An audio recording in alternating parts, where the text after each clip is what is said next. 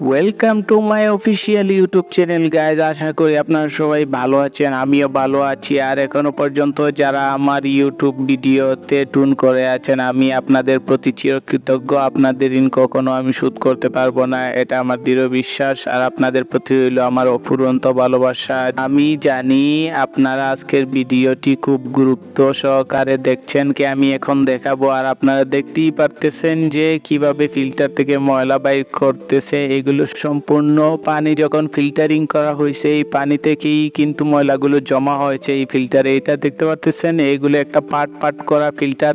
আর এই পাট পাট করা ফিল্টারের মধ্যেই কিন্তু এই ময়লাগুলো জমাট হয়েছে। এগুলো কিন্তু সম্পূর্ণ আপনারা দেখতে পাচ্ছেন যে মাটির মতো দেখতে। এই জমাকৃত ময়লা ফিল্টারের মধ্যে যে জমা হয়েছে, এই ময়লাগুলো কিন্তু ওনারা বাইর করতেছে। এই পানিগুলো একদম ময়লা ছিল।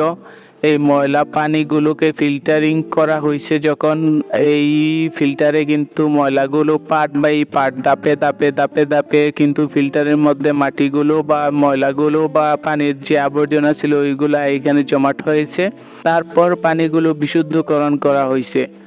আর এই ফিল্টারিং এর মাধ্যমেই কিন্তু যখন ফিল্টারিং করা হয়, পানিগুলো সম্পূর্ণ পানি পরবর্তীতে কিন্তু বিশুদ্ধ হয়। আর এই ফিল্টারে কিন্তু ময়লাগুলো এইখানে ধাপে ধাপে পর্দার মধ্যে কিন্তু আটকায় যায়। আর এই আটকায় যাওয়ার পরবর্তী ধাপে কিন্তু পানিগুলো ফিল্টারিং হয়। আর পানি এত পরিষ্কার হয়, আপনারা যে জানতে পারছেন আর আপনাদেরকে আমি জানাইতে পারছি, তাতে আমি অনেক খুশি। আর এখনো পর্যন্ত আমার চ্যানেল যারা সাবস্ক্রাইব করেন নাই, সাবস্ক্রাইব করে দিবেন। নিয়মিত আমার ভিডিওটি সবার আগে যেন আপনাদের হাতে পৌঁছে যায়।